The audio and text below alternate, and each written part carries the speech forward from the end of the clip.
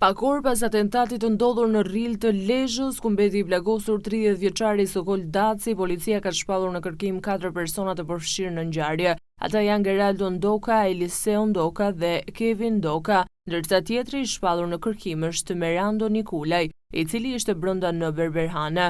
Ndërkohë është prangosur efektivi që ishte prezent në vend ngjarje dhe që mendohet se u kundërpërgjigj breshërive të plumbave të atentatorëve.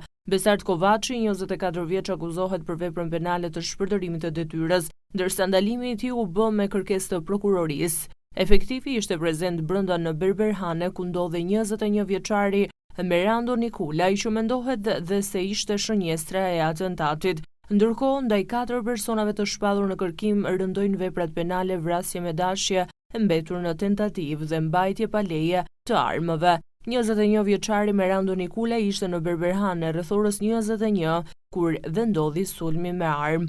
Nga të shtunat mendohet se mori edhe ai një plumb në këmbë, por që u largua pas të shtunave duke humbur çdo gjurmë. Ndërkohë, pronari i Berberhanes, 30 vjeçari Sokol Daci, ndodhet në intubim në Spitalin e Traumës në Tiranë.